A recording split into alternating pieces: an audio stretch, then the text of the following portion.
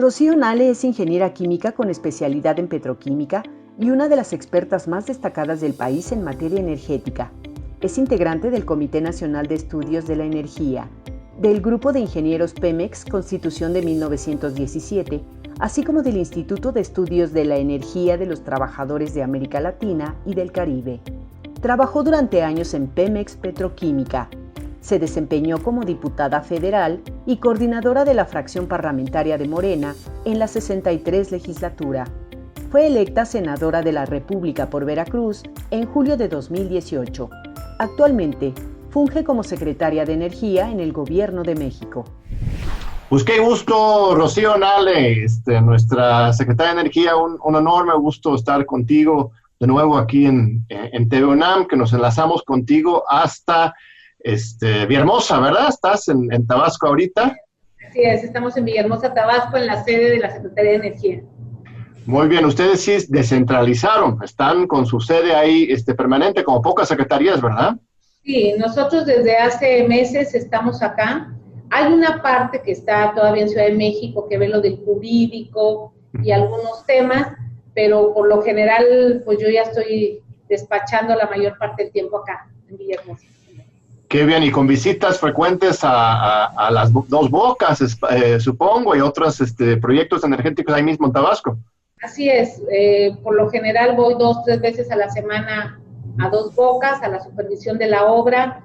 Las refinerías me quedan cerca, la de Tabasco, la de Minatitlán y la de Salina Cruz, y electricidad y la normativa y todo lo que tenemos que hacer, pero bueno, por lo general voy una vez a la Ciudad de México, un día a la semana. Lo demás estamos trabajando acá, pero muy contenta. Muy bien, y todavía es un negocio el petróleo hoy. Es que hay una corriente de opinión que a cada rato cuando sale el presidente de la República o usted mismo, hablando de nuevas inversiones, nuevos dineros para el sector energético, en particular para el petróleo, que la gente dice que el petróleo pues ya no es negocio hoy, que ya más bien hay que dejarlo y dedicarnos a otra cosa, que esto sería un desperdicio de recursos, por ejemplo, de Dos Bocas o lo de renovar las otras refinerías. ¿Cómo contestarías a ese tipo de críticas? Bueno, mira, creo que nada más en México sucede este tipo de cosas. Nosotros tenemos la fortuna de ser un país productor petrolero.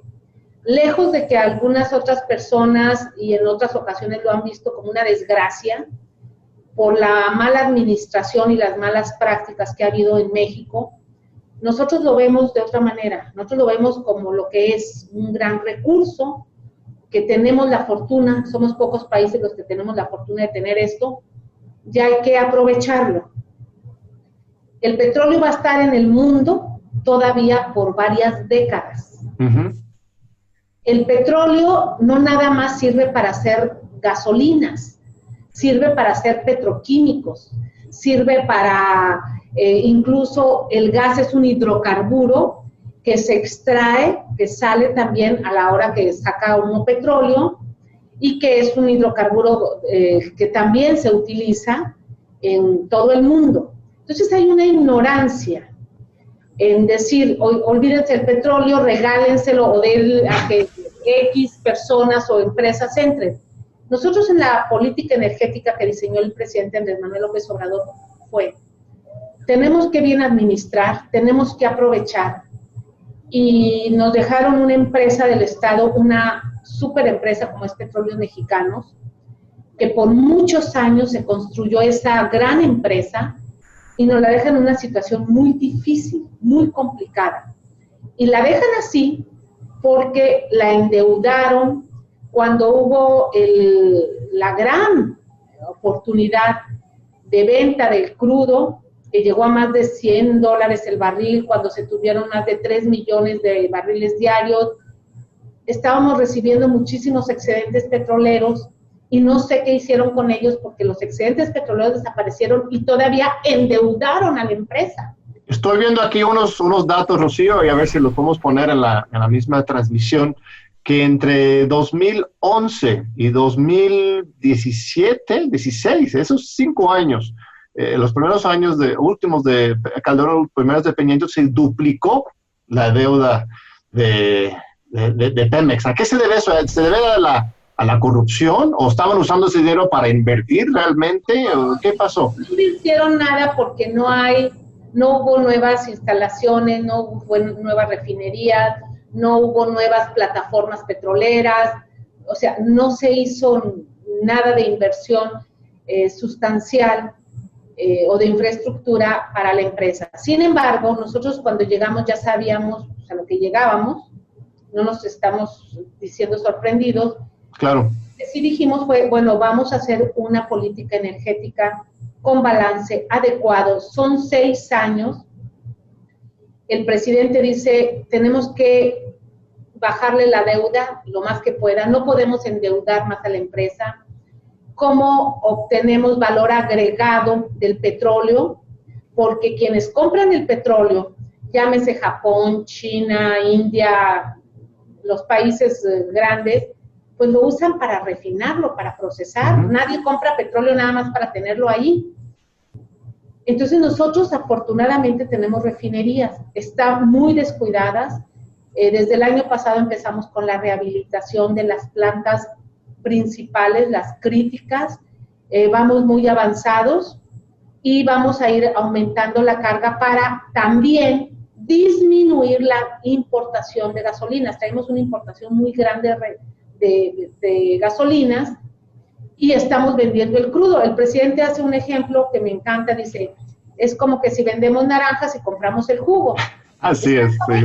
Entonces, lo que estamos haciendo es, estamos trabajando en esa línea, rehabilitación, se le dio dinero a las refinerías, estamos en la construcción de una nueva refinería aquí en Dos Bocas, Paraíso Tabasco, y esa refinería se va a sumar para aumentar la capacidad de producción y ser autosuficientes como hace muchos años fuimos. Claro, aquí otros datos, Rocío, que me están compartiendo, que es que en 2001, a ver, usted me confirmará, usted es la autoridad, pero los datos que me pasan aquí, que se puesto del mismo CENER, que en el año 2001, nuestra producción interna de gasolinas, incluyendo refinación, pues, satisfacía 81.6% la demanda interna, y que para 2017 llegó a 38%, o sea, la mitad.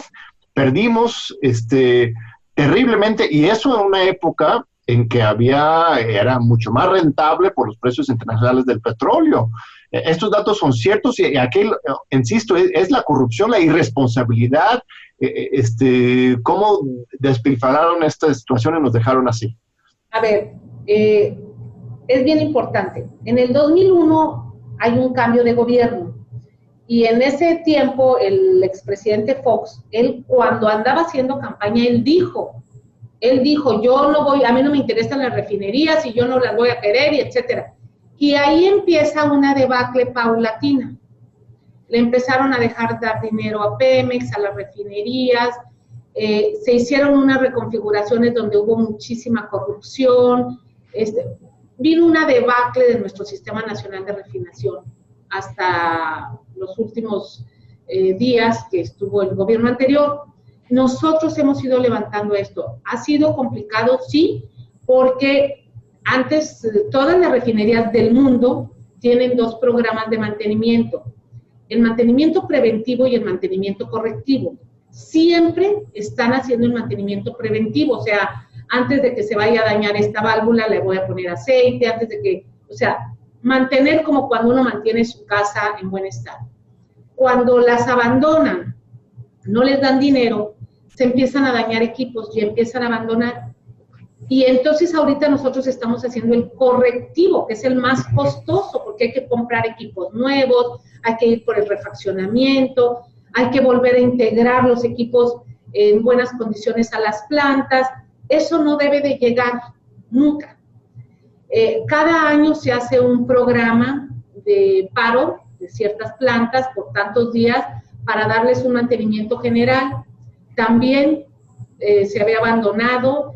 Nosotros lo que estamos haciendo es nuevamente hacer ese programa y colocar pues a Pemex en lo que es Eso es en cuanto a las refinerías. A ver, regresamos al punto anterior, porque son cosas básicas que luego la gente no entiende o los malinforman.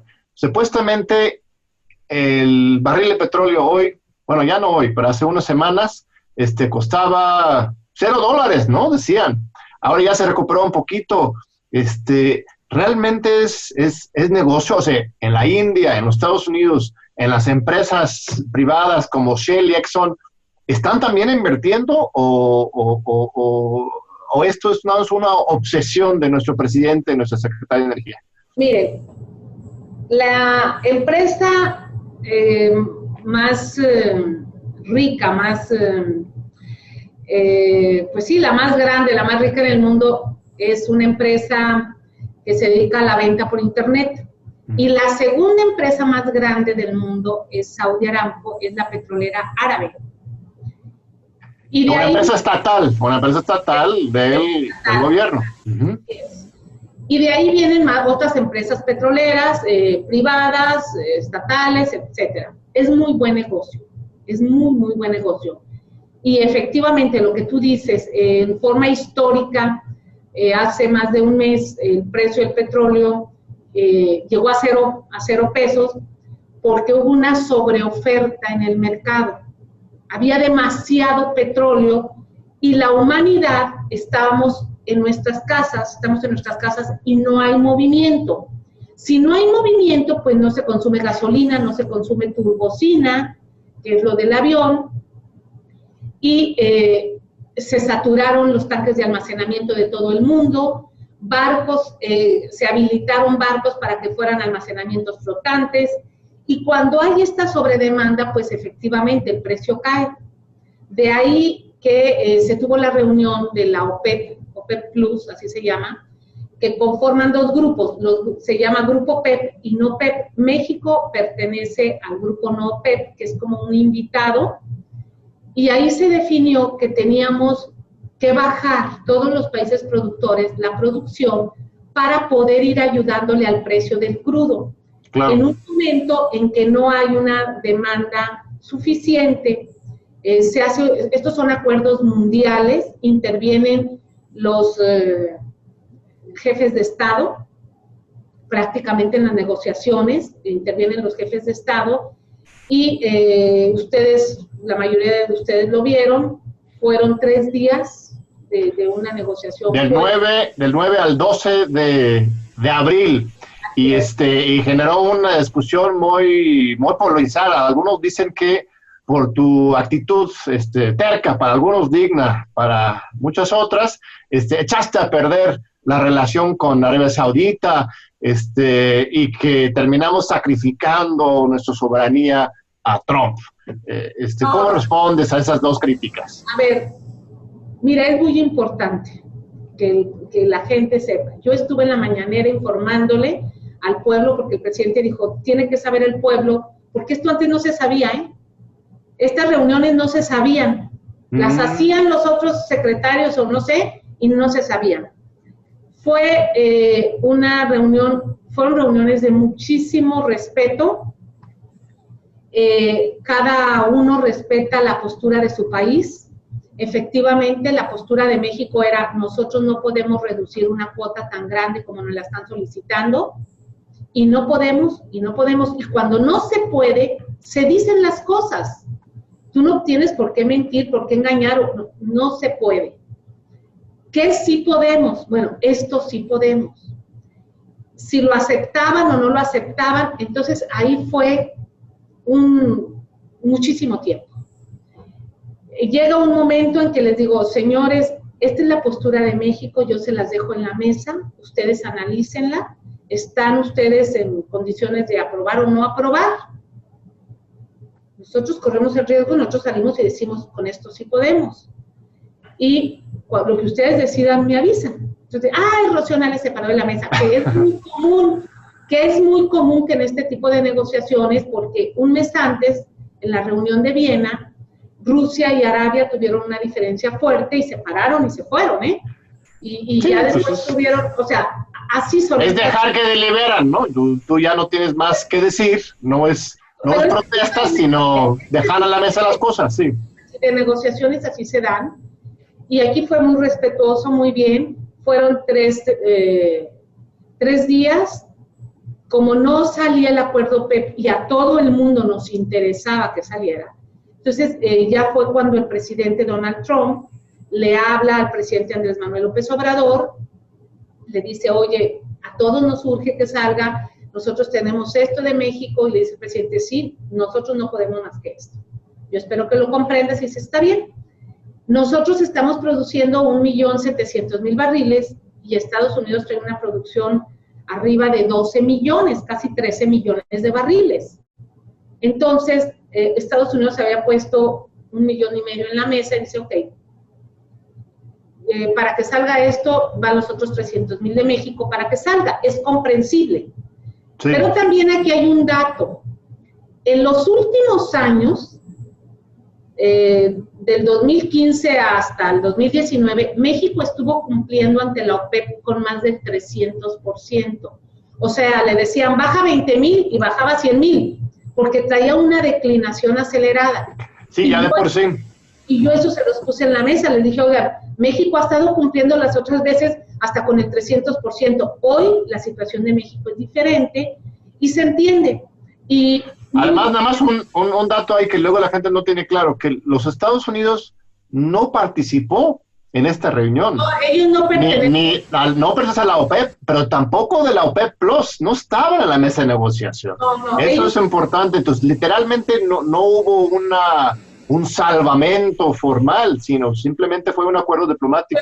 Exactamente, o sea, todos los países productores se hablan, pero bueno. Y posteriormente llegan al acuerdo y dicen, está bien, la relación con Arabia Saudita es muy buena, el príncipe, el ministro de Energía es el príncipe, como lo comenté, tengo una invitación, me dijo, por favor, cuando salga la pandemia, queremos que el primer viaje que usted haga sea a Arabia Saudita, porque ellos hicieron un complejo petroquímico muy grande que se llama Sadara, y yo había solicitado ir a ver el complejo porque una de las empresas que está en Dos Bocas estuvo trabajando allá y no pudimos coincidir. Cuando yo fui a la India, dije, pues ya de paso llego a ver Sadara, ya no se pudo y me dijo, por favor, me va a dar mucho gusto recibirla. Yo dije, claro que sí, queda la invitación abierta. Entonces hay muy buena relación de respeto. Estuvimos en el G20, en la reunión también la presidió el ministro de Energía de Arabia, y muy buena relación, o sea, no hay ningún problema, ni hicimos quedar mal a nadie. Creo que fue una negociación muy, muy buena para México, bastante buena, porque cumplimos, no podemos exigirle a otros países que hagan lo que nosotros no vamos a hacer, pero cumplimos con lo que a nuestra medida podemos, y fue una negociación muy buena. Y al final de cuentas, pues salvamos una producción de 300,000 barriles diarios que no podíamos que podemos usar en los programas sociales y para el rescate económico hoy, ¿no? Esto es mucho más efectivo, una estrategia como el tuyo, que el endeudamiento que tanto le están exigiendo. Bueno, sí, pero también hay otra cosa, mira, técnicamente es muy complicado. Nosotros Pemex tiene muchos campos maduros que están presionados con gas para tener... ¿Sabes qué, Rocío? Me están diciendo que hay que hacer un corte y ahorita regresamos con este punto. Muchas gracias. No se vayan, ahorita regresen con nosotros aquí en Diálogo por la Democracia en TV UNAM. Pues ya estamos de regreso con la Secretaria de Energía, Rocío Nale. Estamos hablando sobre esta gran negociación que se hizo en abril, tan polémica, en que nos estás explicando que realmente pues, ganamos. México, salvamos 300,000 barriles diarios de producción cuyos ingresos podemos usar para invertir y salvar a la economía ahora en este momento tan crucial. La OPEP Plus, al final de cuentas, accedió a esa negativa de México, redujeron ellos mismos en esa misma cantidad de 10,000 millones a 9,7 mil millones el recorte, o sea, se acomodaron, aceptaron la propuesta de México, pero aún así, algunos sectores mexicanos mismos estuvieron muy enojados, como si esta victoria nuestra les hubiera generado alguna afectación a ellos. Pues quizás sí, quizás tienen intereses en otros lados. ¿O cómo lo interpretas tú, Rocío? Bueno, yo puedo decir que fue una gran negociación para México y que es lamentable que alguien o algunos personajes que sí saben o no saben del tema, porque de repente todos empezaron a opinar como si fueran expertos, lo vieran de manera diferente. Yo los respeto, pero no comparto su opinión, porque fue un gran logro para México. México, Pemex tiene campos maduros que están con una presión de gas para tener suficiente flujo. Cuando uno cierra esos pozos, y hablamos de 2,000, 3,000 pozos, para volverlos a meter a operar, volverlos a presionar, cuesta trabajo y cuesta dinero. O sea, hasta técnicamente nos era complicado. Todo eso pues se vio, se analizó, y de ahí es que se les estuvo explicando. Fue una gran negociación. Muchas personas o en otros países decían, oye, pues México se vio bien, tuvo la firmeza, no podía decir otra cosa más que lo que era. Y pues aquí en México hoy gozamos de una democracia muy amplia y todo el mundo puede opinar y decir lo que sea, pero ellos tendrán su visión y nosotros nuestra verdad, y la verdad es responderle al pueblo de México en beneficio del país, en beneficio de las empresas estatales, que son las que nos dan seguridad energética, y la política que nos dictó el presidente López Obrador es que nosotros tenemos que ir por la seguridad energética, que es estratégica en todos los países. Este tema es estratégico, en México también. En México también, y mira, te comento, ahora en junio, ya en unos días más, viene la siguiente reunión de la OPEP para revisar cómo fue el recorte, cómo fue que se empezaron a nivelar los precios, y vamos a estar ahí nuevamente participando bajo el acuerdo que firmamos en abril.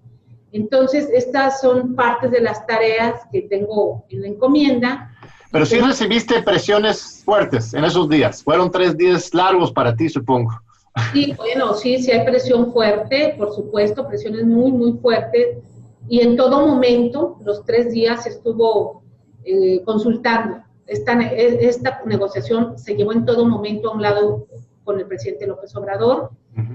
Le hablaba al presidente, nos están pidiendo esto, no podemos por esto, revisen esto. Cuando el presidente Trump le llama, el presidente enseguida me notifica y me dice, a ver, Rocío, vamos con 100,000 barriles y 300,000 barriles va a poner Estados Unidos. Elabora, por favor, la carta por escrito para que el secretario general de la OPEP esté enterado. Se hizo inmediatamente la carta, allá era de madrugada, nosotros ya que eran las 7 de la noche, hicimos la carta y se le hace llegar al secretario general de la OPEP, todo transparente, abierto. Eso lo mostré en la mañanera y fue muy buena negociación. Y nada más para cerrar este punto, entonces, ¿no hay algún acuerdo secreto firmado con Donald Trump, con Washington, que a cambio de este apoyo, que al final te lo veo como apoyo simbólico, porque insisto, no estaba en los Estados Unidos en esa mesa, que le vamos a dar oro o plata o para los migrantes, muchas fantasías? No hay nada. No hubo ninguna condicionante. Repito, a todo el mundo le interesaba que ya saliera el acuerdo OPEP, porque el precio del petróleo venía hacia abajo. A todo mundo. Y Estados Unidos es de los más grandes productores, es más, el más grande productor en este momento. Le urgía que saliera esto, y para ellos una cantidad pues así no representa un alto porcentaje. A nosotros 300,000 barriles sí nos representa un alto porcentaje. Así es. También fue porque al propio Estados Unidos le convenía, como a todo mundo. Y sí, estaban desesperados, de hecho, porque ellos están en una crisis terrible, y sobre todo electoralmente, en esta coyuntura electoral, Trump está muy preocupado, y una de sus bases de apoyo más importantes son precisamente los petroleros, los gaseros, y si se le cae el acuerdo, él iba a ser el peor afectado. Y además, nada más otra cosa aquí, Rocío, tú tenías un as bajo la manga, unos seguros, ¿no? Eso es fantasía, sí es real, ¿no? Que México había contratado un seguro de venta de su petróleo a $49 el barril, así que nosotros sí podíamos sostenernos fuerte, mientras los Estados Unidos estaba, de hecho, más débil con nosotros, o me estoy acelerando, tú cuéntame. Las coberturas petroleras son otra cosa que algunos países las usan y algunos no. Nosotros en México, desde hace muchos años, se compran coberturas petroleras, tanto Hacienda como Pemex, y las dos coberturas son diferentes. Pero bueno, ese es otro tema.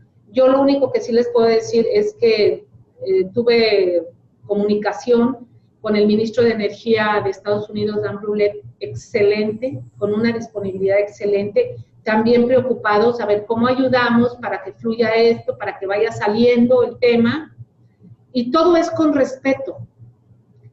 Yo tratándolos en todo momento como debe ser con respeto y ellos igual. Y esto lo digo al pueblo de México para que estén enterados cómo se da esta situación. Si otros actores políticos en el país por sus intereses electorales opinan o ponen este tipo de negociaciones en otro contexto, pues es allá ellos.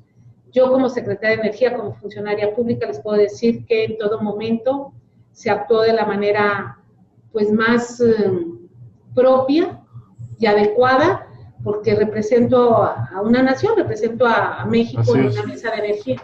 Y esto es un cambio, la verdad es que por los reportes que me han comentado, las visitas a estas reuniones internacionales de parte de funcionarios, altos funcionarios petroleros mexicanos en el pasado, pues eran, ¿no? El clásico networking, ¿no? Hacer los deals, los acuerdos, pues sí, para el Estado mexicano, pero también cada quien tenía sus intereses particulares y privados. Está comprobado que Emilio Lozoya tenía negocios con Odebrecht, y eso es nada más un ejemplo. Entonces, este cambio de realmente una secretaria de Energía defendiendo el Estado y otros aprovechando estos espacios para sus intereses personales, para mí me llama mucho la atención. Pero si quieres, me permites, vamos a saltar a otro tema también candente, reciente, que es más bien sobre el tema del gas, que es el otro gran eje que tú manejas dentro de la Secretaría de Energía. Bueno, son muchos, pero petróleo y gas son los dos grandes.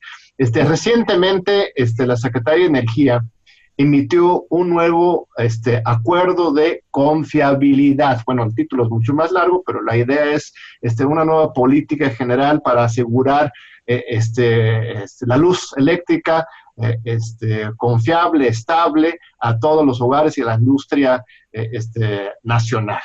Este acuerdo generó también mucha polémica. Hay incluso demandas jurídicas en curso.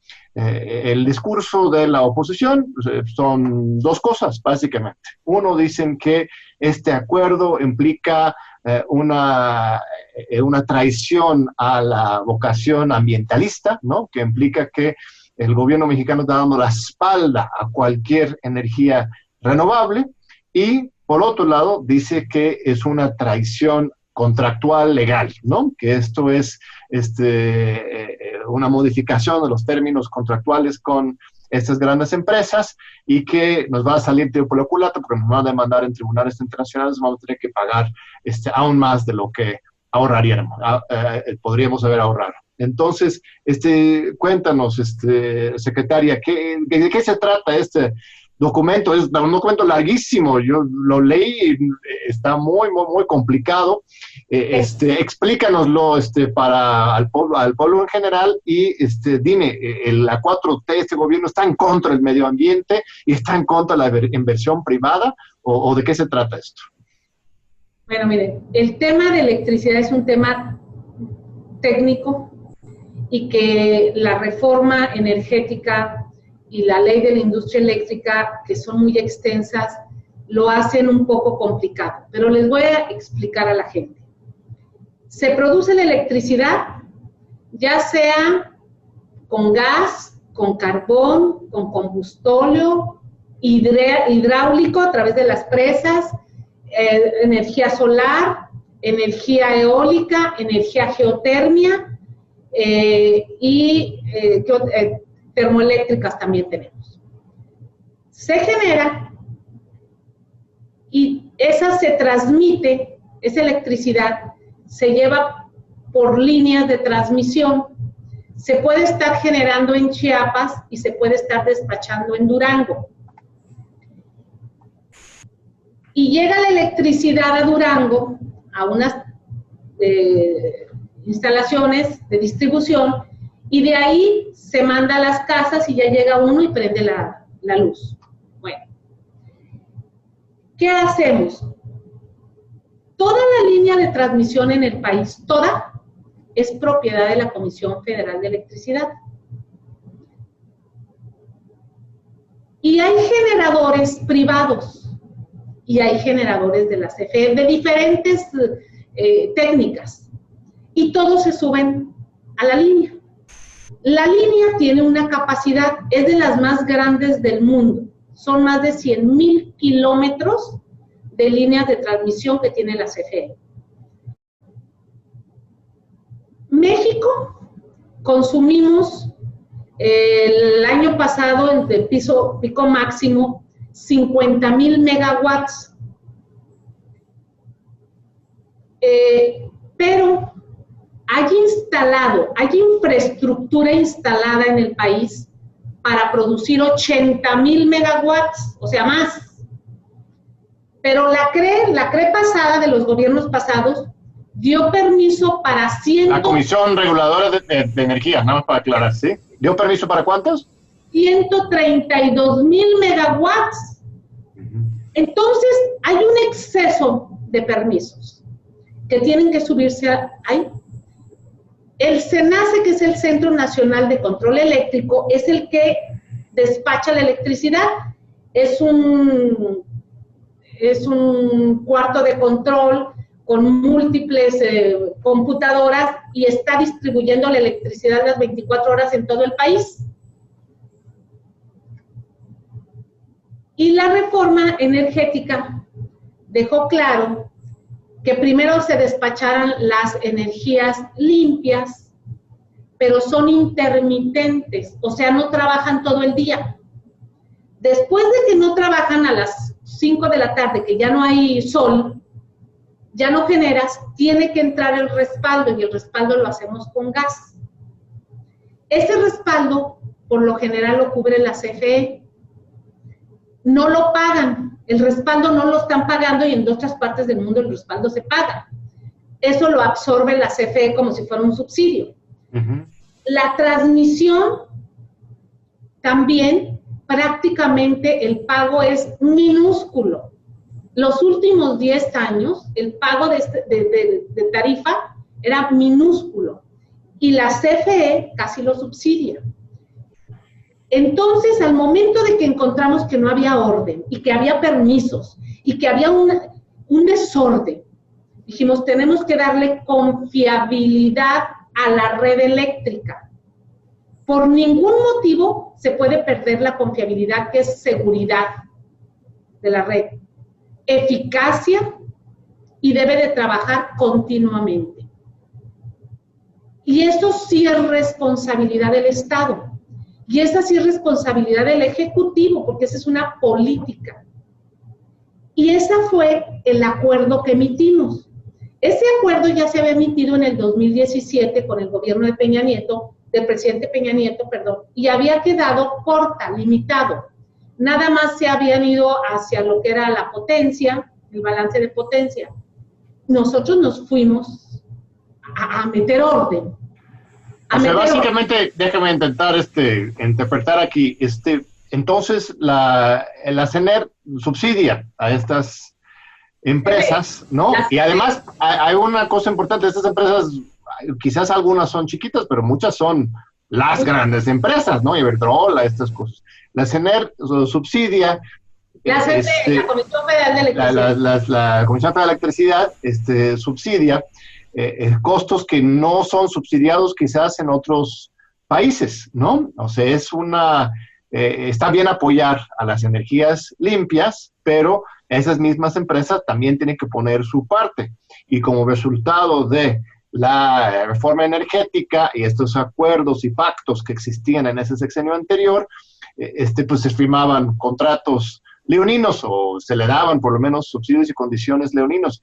Recuerdo en una entrevista el año pasado justamente con el licenciado Bartlett, el jefe de CFE, me platicaba sobre el tema de los gaseoductos también, ¿no?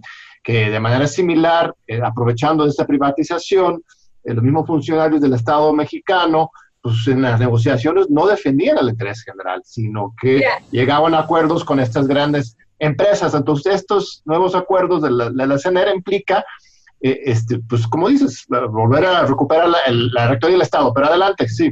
Ya es un ordenamiento. Para tener un ordenamiento tú debes de tener una planeación adecuada. Al momento en que se emitieron tantos permisos para tanta generación, que ni siquiera vas a tener dónde despachar esa electricidad, pues ahí tú te das cuenta que no hubo una planeación adecuada. ¿Qué estamos haciendo nosotros? Haciendo una planeación adecuada. Y casualmente, esto es bien importante, miren, los eólicos nada más es el 7% de la electricidad y los solares es el 4%. Estamos hablando de un 11%. El hidráulico es el 16%. Y no mencionan al hidráulico.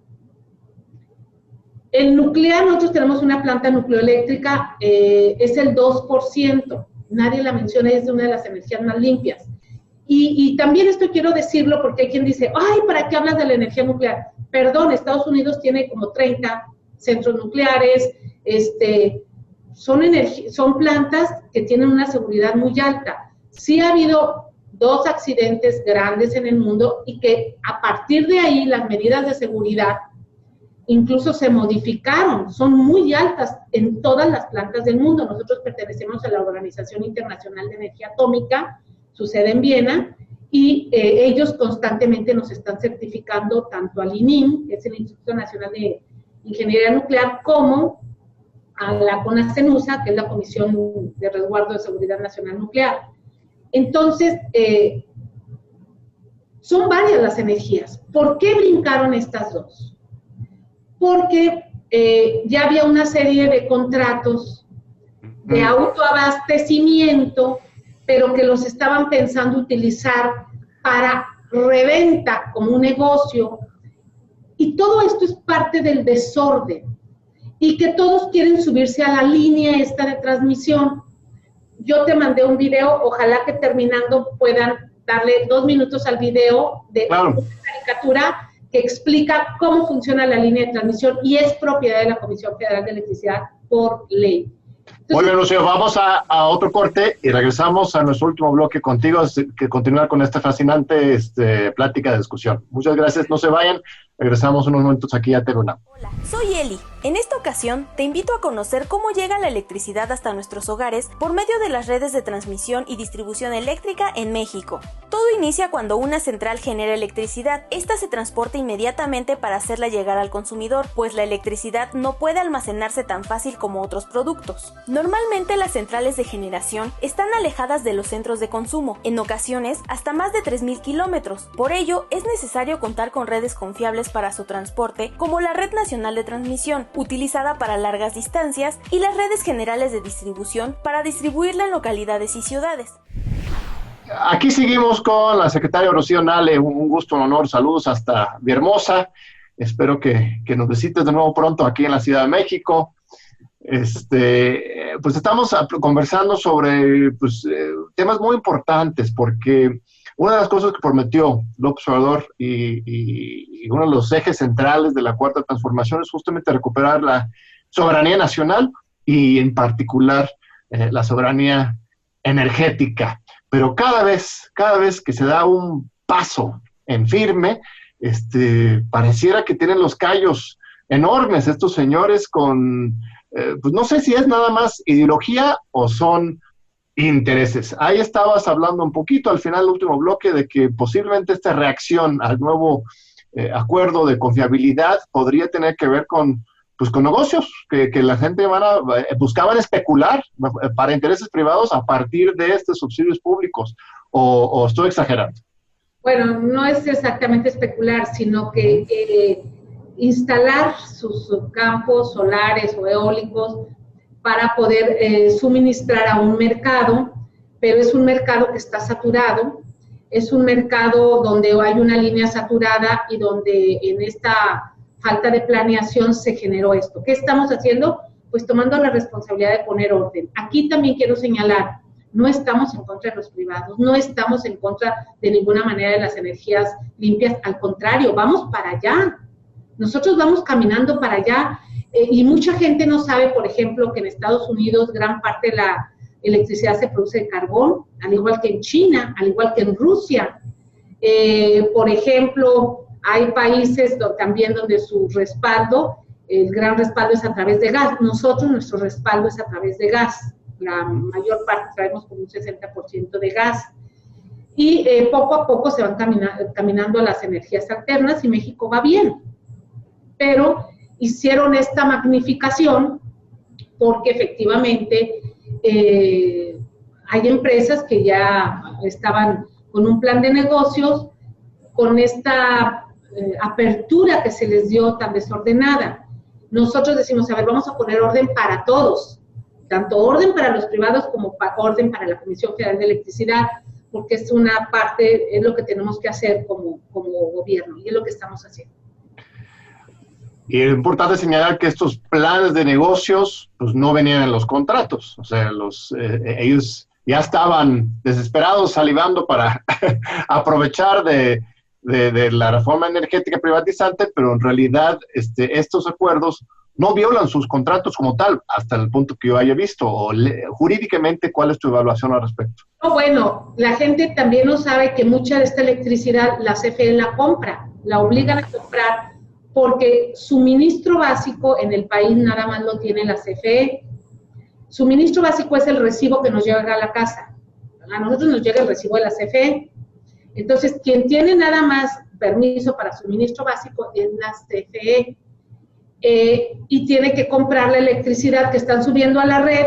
Y entonces, la CFE de veras trae una carga muy fuerte, trae de carga de subsidio, carga de compra, y todos estos generadores pues tienen unas condiciones de gran ventaja y realmente la empresa del Estado trae unas condiciones de desventaja. Claro. Argumentan que porque es más barata la energía limpia. Ya hicimos un cálculo y dijimos, a ver, depende del costo fijo. Cuando dicen que es un costo fijo, no me cuesta, sí, pero ¿cuánto le cuesta a la CFE el subsidio que a ti dices que te resulta muy barato? Todo eso se analizó por semanas, por meses, yo digo, y se presentó el proyecto. Dijimos, esto tiene que ser así. Se estuvo trabajando SENACE, CFE, la CRE, por supuesto, y la Secretaría de Energía. Y bueno, esto es lo que salió. Va a ser lo mejor para el país, incluso hasta para los inversionistas.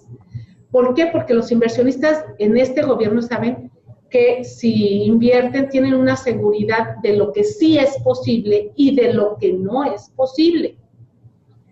Al momento en que le das una apertura a que entren a un desorden, pues ahí es cuando traen un gran riesgo. En cambio, si tú les dices, esto sí se puede, claro, esto no se puede porque no vas a tener espacio, no vas a tener suficiente mercado, pues también el inversionista sabe a lo que va.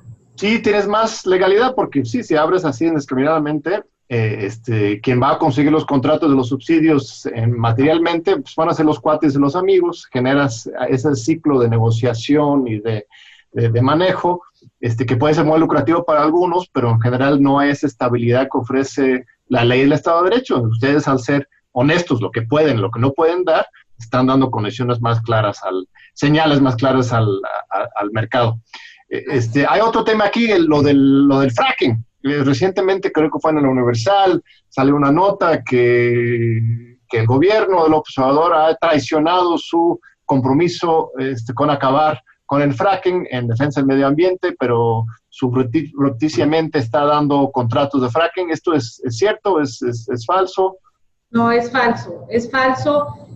Pemex envió una nota al presidente. Incluso la nota salió en la mañanera donde dice, nosotros no estamos haciendo ninguna perforación con fracking.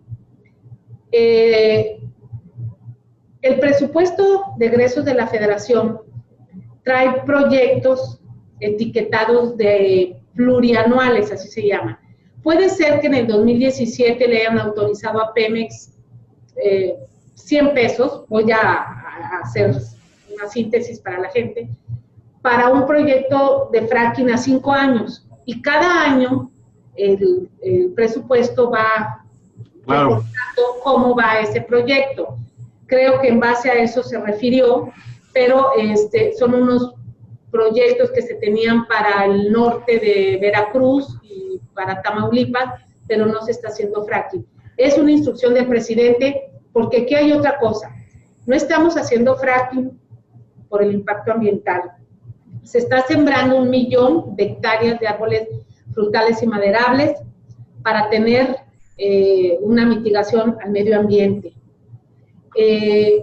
Las medidas que mejor se han estado tomando en pro del medio ambiente para tener eficiencia energética, las estamos haciendo en el sector de electricidad y en el sector de hidrocarburos como no se habían hecho antes.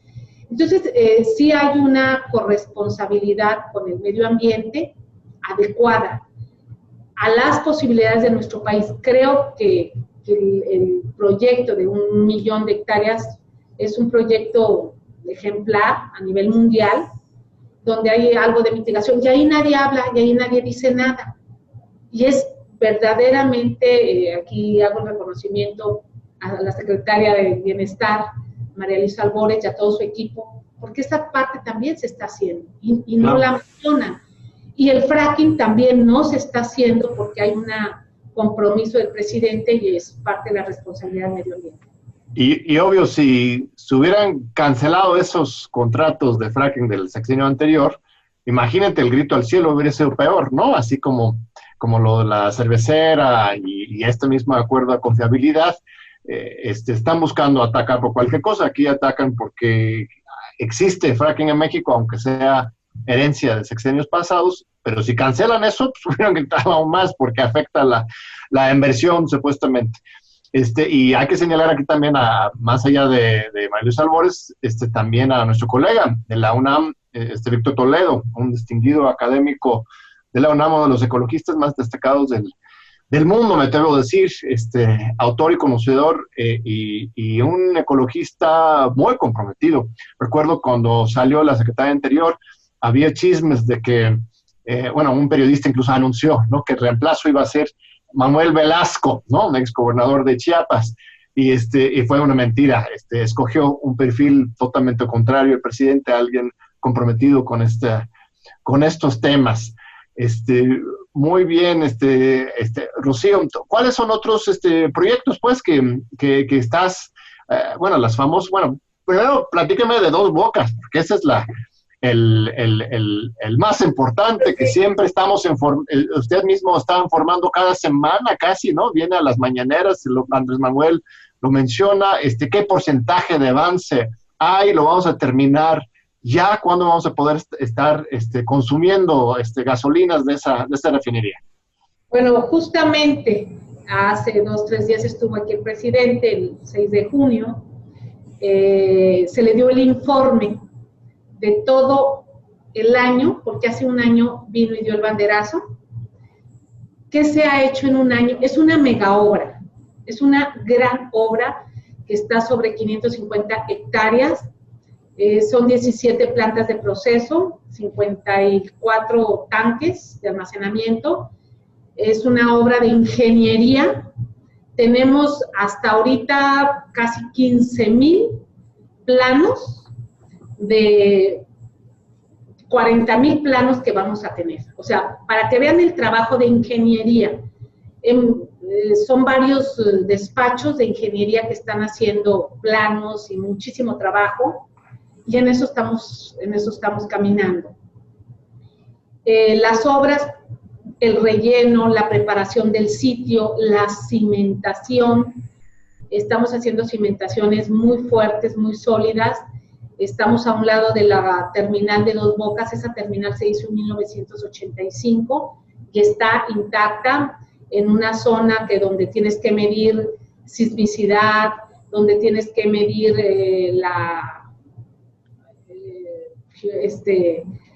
impacto de suelo, donde tienes que medir hasta el salitre, llamémosle así.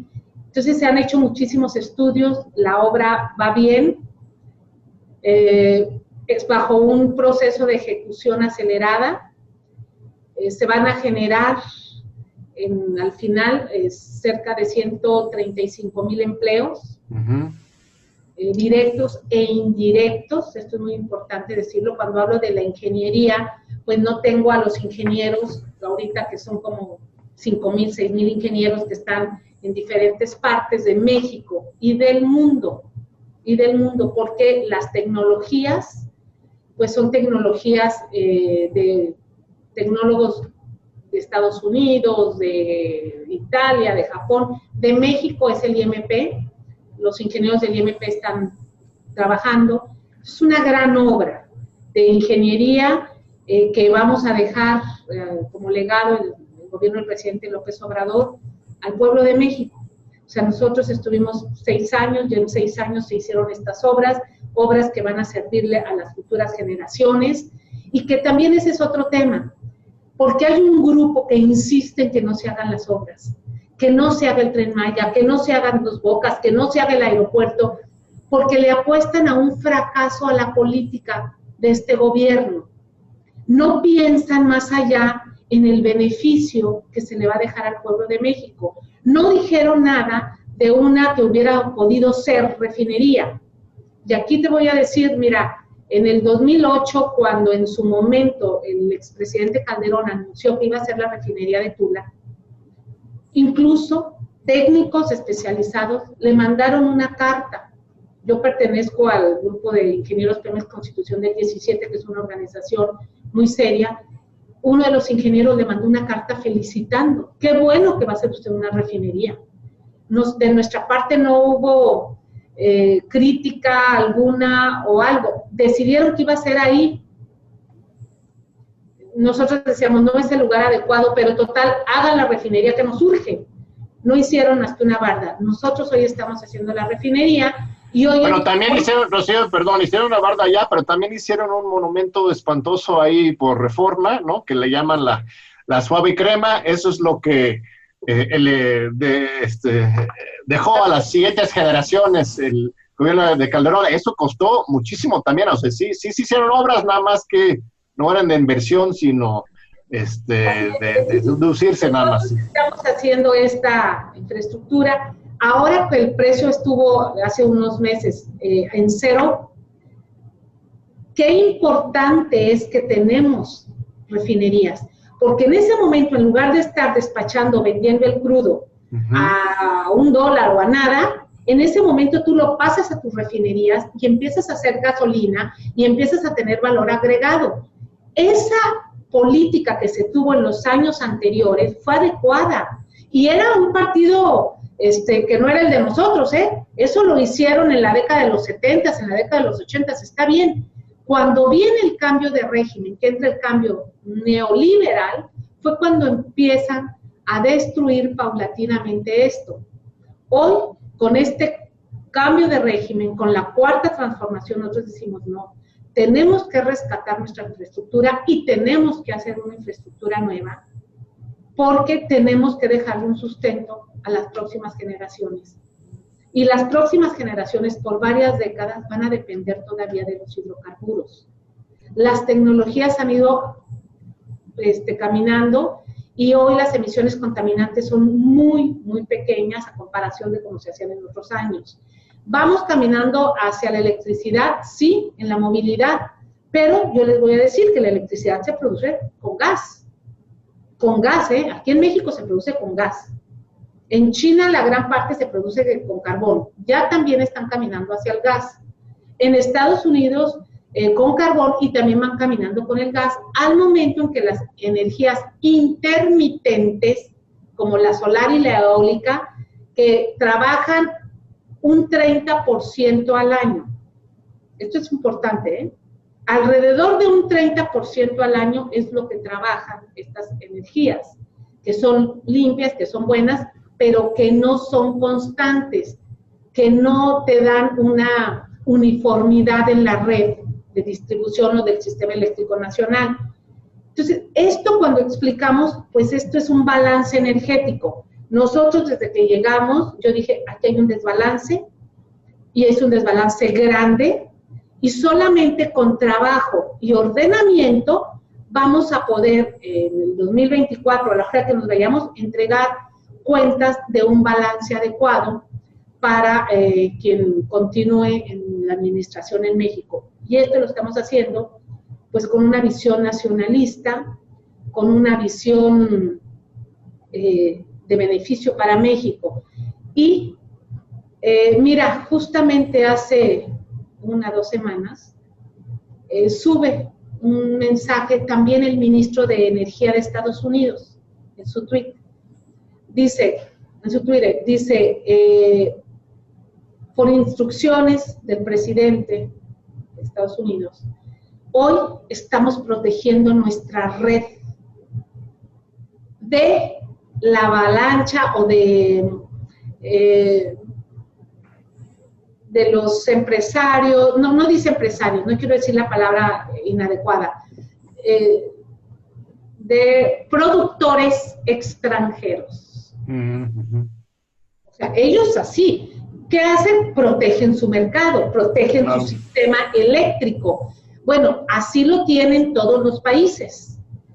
Nosotros lo hicimos antes de que lanzara el mensaje el secretario de Energía. Nosotros lo habíamos hecho 15 días antes, que ya veníamos trabajándolo meses anteriores, porque estamos con este balance. Y esto es lo que está haciendo todo el mundo. Con esto del COVID, del coronavirus, mueve todas las plataformas alimenticias, mueve la plataforma energética, mueve la plataforma social, económica en todo el mundo. Y todos los países nos estamos acomodando a la política interna de cada país. ¿Qué política? Seguridad. Y con esta seguridad, poder salir al exterior también a interactuar, porque no se va a terminar el intercambio comercial o político o de relaciones, no, de ninguna manera. Va a seguir esto y yo creo que va a ser de mejor proporción. Pero nosotros estamos haciendo lo propio. Afortunadamente nosotros empezamos a hacerlo un año antes. Desgraciadamente llega esta situación y a nosotros en el sector energético nos obliga a acelerar el paso al proyecto que ya nos había encomendado el presidente Andrés Manuel López Obrador. Pues muchas gracias, Rocío Nale, por esta plática que tan completa, responder a tantas inquietudes y dudas y polémicas que existen, que luego la gente necesita que se les explique, y quién mejor que la misma autoridad de la Secretaría de Energía, Rocío Nale. Un honor, un gusto, y espero que nos visites en el estudio de nuevo muy pronto, una vez que pase esta pandemia. Muchas gracias. Con mucho gusto, un gusto saludarte, John. Gracias, un fuerte abrazo. Gracias. Gracias, y gracias a usted por seguir con nosotros esta semana. Nos vemos la próxima aquí en Diálogos por la Democracia de TV UNAM.